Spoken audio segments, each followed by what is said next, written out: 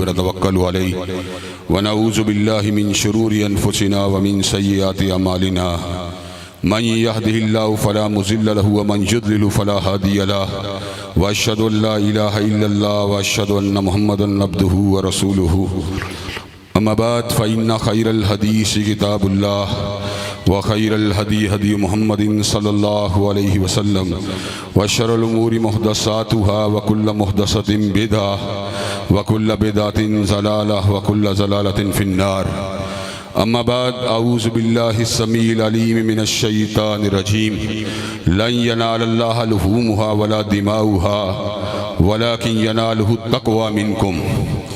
حضرات گرامی قدر، اللہ تبارک و تعالیٰ نے اہل ایمان کو خوشی کے 2 دن دکھلائے۔ ایک روزوں کو رکھنے کے بعد یکم شوال خوشی کا دن ہے، اور ایک دوسری عید جو حضرت ابراہیم علیہ السلام کی عظیم الشان قربانیوں کی یادگار ہے۔ اللہ تبارک و تعالیٰ نے آج کا دن بھی ہمیں اسی مناسبت سے دکھلایا۔ حضرات گرامی قدر، حضرت ابراہیم علیہ السلام کی مسلمانوں کے ساتھ نسبت کیا ہے؟ اللہ نے اس امر کا اعلان فرما دیا، ملت ابیکم ابراہیم، تم سارے کے سارے اپنے بابا ابراہیم کی ملت ہو۔ حضرات گرامی قدر، حضرت ابراہیم علیہ السلام کی عظیم الشان قربانیاں ہیں دین کے لیے، اللہ تبارک و تعالیٰ کی توحید کے لیے۔ آپ نے اللہ تبارک و تعالیٰ کی توحید کی دعوت دیتے ہوئے نہ کسی کی ہیبت کی پرواہ کی، نہ کسی کے دباؤ کی پرواہ کی۔ بستی والے بت پرست تھے، حضرت ابراہیم علیہ السلام نے بت قدے میں داخل ہو کر سارے بتوں کو توڑ ڈالا، ایک کو چھوڑ دیا، فَجَعَلَهُمْ جُزَازًا إِلَّا كَبِيرًا لَهُمْ لَعَلَّهُمْ إِلَيْهِ يَرْجِعُونَ، ایک کو چھوڑا۔ حضرات گرامی قدر، بستی کے لوگ کہنے لگے، مَنْ فَعَلَ هَذَا بِآلِهَتِنَا إِنَّهُ لَمِنَ الظَّالِمِينَ، جس نے ہمارے معبودوں کو توڑا وہ بہت بڑا ظالم ہے۔ حضرت ابراہیم کا نام لیا گیا، سمعنا فتى يذكرهم يقال له ابراہیم، ایک ہی جوان رانا ابراہیم ہے جو بتوں کے بارے میں اس قسم کے خیالات کا اظہار کرتا ہے جن کے اندر تنقیص و توہین پائی جاتی ہے۔ حضرت ابراہیم کو بلایا گیا اور ان سے سوال کیا گیا، انت فعلت هذا بآلهتنا یا ابراہیم، اے ابراہیم کیا آپ نے ہمارے معبودوں کو توڑا ہے؟ حضرت ابراہیم نے الزامی جواب دیا، بل فعلہ کبیرہم ھذا فاسألوہم ان کانوا ینطقون، اس بڑے سے پوچھو اگر ان کے اندر قوت گویائی موجود ہے تو وہ اس بات کا خود جواب دیں گے۔ آپس میں یہ بات کر کے حضرت ابراہیم کے پاس پلٹے، کہنے لگے، لقد علمت ما ہؤلاء ینطقون، ابراہیم آپ کو پتا ہے ان کے اندر قوت گویائی موجود نہیں ہے۔ حضرت ابراہیم نے ایسے عالم میں توحید کے کلہاڑے کو اٹھا لیا اور اس امر کا اعلان فرما دیا، افتعبدون من دون اللہ ما لا ينفعکم شیئا ولا یضرکم اف لکم ولم تعبدون من دون اللہ افلا تعقلون، تمہاری عقلوں کے اوپر افسوس ہے، تم ان کی پوجا کرتے ہو جو تمہارے نفع و نقصان تو بڑی دور کی بات ہے اپنے بھی نفع و نقصان کے مالک نہیں۔ بستی والوں نے کہا، حرقوہ وانصروا آلہتکم ان کنتم فاعلین، ابراہیم کو جلایا جائے اور اپنے معبودوں کی مدد کی جائے۔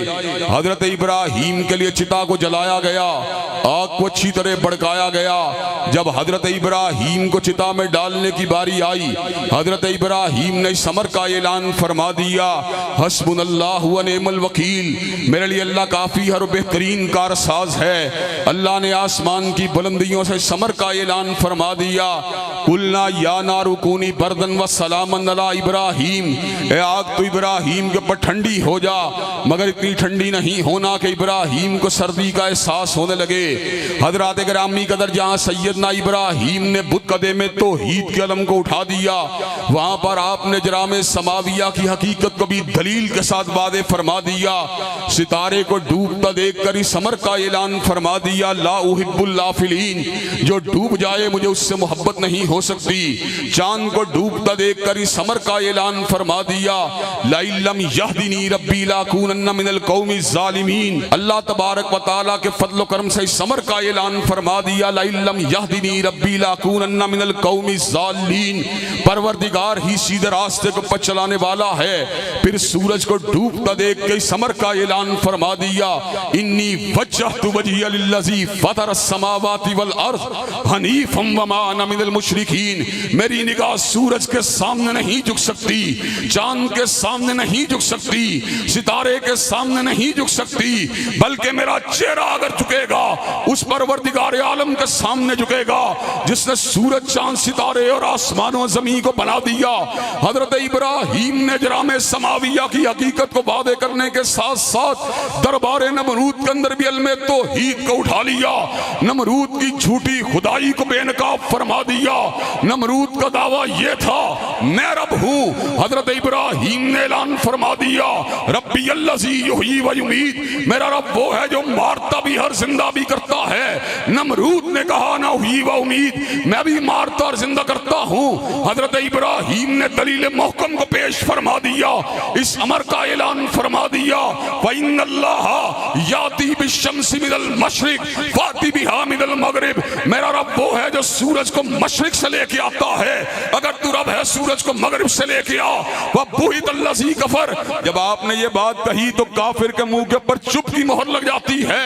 جہاں پہ ابراہیم علیہ السلام نے دباؤ کو نہیں دیکھا، حکمرانان وقت کی ہیبت و حشمت کو نہیں دیکھا، وہاں پر حضرت ابراہیم نے محبتوں کی قربانی کو بھی دے دیا۔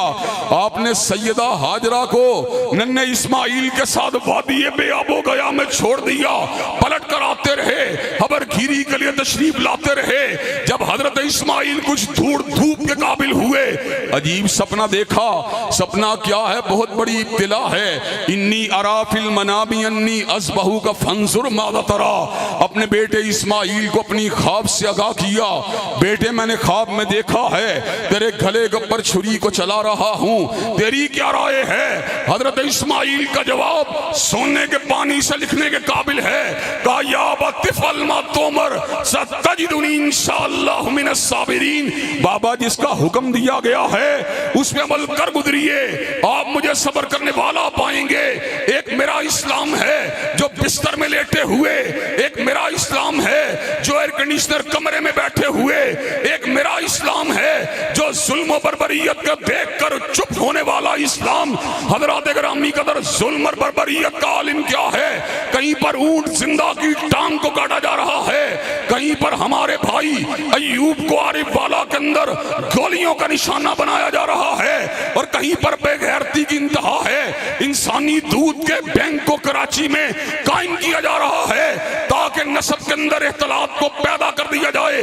انشاءاللہ جب تک ہم زندہ ہیں ابراہیمی مشن بے کار بند رہیں گے، حضرت سید داؤد کی روایات کو بھی پلٹاتے رہیں گے، حضرت علامہ شہید کی روایات کو بھی پلٹاتے رہیں گے، اور انشاءاللہ ملک میں رشوالے کی حاکمیت کا نعرہ لگاتے رہیں گے۔ حضرات گرامی قدر، جب دھوڑ دھوپ کے قابل ہوئے تو اپنے بیٹے اسماعیل کو کہا بیٹے میں تیرے گلے پہ چھری کو چلا رہا ہوں، تیری کیا رائے ہے؟ کہا بابا عمل کر گزریجئے۔ حضرات پھر کیا ہوا؟ فلما اسلما وَتَلَّهُ لِلْجَبِينِ، اسلام تو ابراہیم اور اسماعیل کا اسلام ہے۔ بیٹے کو چھری کے لیے لٹایا ہوا، باپ نے چھری کو ہاتھ میں پکڑا ہوا، اللہ نے کیا کیا؟ قربانی کو قبول فرما دیا اور جنت کے میڈوں کو ذبح کروا دیا، جنت کے مینڈے کو ذبح کروا کر وَفَدَيْنَاهُ بِذِبْحٍ عَظِيمٍ، ان کو ذبح عظیم کا مقام، اور آپ کو اس حوالے سے اللہ نے فدیے کے طور پہ ذبح عظیم عطا فرما دیا۔ حضرات گرامی قدر، آج میں یہ بات کہنا چاہتا ہوں، ہم بھی اونٹوں کو لے کے آتے ہیں، ہم بھی گایوں کو لے کے آتے ہیں، ہم بھی بکروں چھتروں کو لے کے آتے ہیں، چھری کو چلایا جاتا ہے، لیکن مجھے یہ بات بتلائیے کیا چھری کو چلاتے ہوئے وہ عقیدہ جو ابراہیم کا عقیدہ تھا، وہ نصب العین جو ابراہیم کا نصب العین تھا، وہ موقف جو ابراہیم کا موقف تھا، وہ نقطہ نظر جو ابراہیم کا نقطہ نظر تھا، کیا ہم اس کے پر عمل پیرا ہوتے ہوئے نظر آتے ہیں؟ حضرات گرامی قدر، میرے رب نے اس امر کا اعلان فرما دیا لن ینال اللہ لحومها ولا دماؤها ولکن ینالہ التقوی منکم، اللہ کو تمہارے کاٹے جانے والے گوشت کی ضرورت نہیں، تمہارے بہائے جانے والے لہو کی ضرورت نہیں، بلکہ اللہ کو تمہارے دل کے تقوی کی ضرورت ہے۔ اگر انداز وہی ہے، اگر عقیدہ وہی ہے، نصب العین وہی ہے، تو اللہ ہم سے راضی ہے۔ اللہ کو عبادات میں تقوی مطلوب ہے، جو متقی بن جائے گا ومن یتق اللہ یجعل لہ مخرجا ویرزقہ من حیث لا یحتسب، اللہ تنگیاں دور کر دے گا اور رزق وہاں سے دے گا جہاں سے انسان گمان بھی نہیں کر سکتا۔ ومن یتق اللہ یجعل لہ من امرہ یسرا، جو متقی بن جائے گا اللہ اس کے جملہ معاملات کو آسان بنا دے گا۔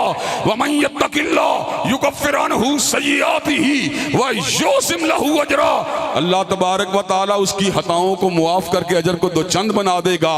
اور اس امر کا بھی اعلان فرما دیا، ان اکرمکم عند اللہ اتقاکم، تم میں سے عزت اس کو ملے گی عرش والے کی نظروں میں جو زیادہ تقوی والا ہوگا۔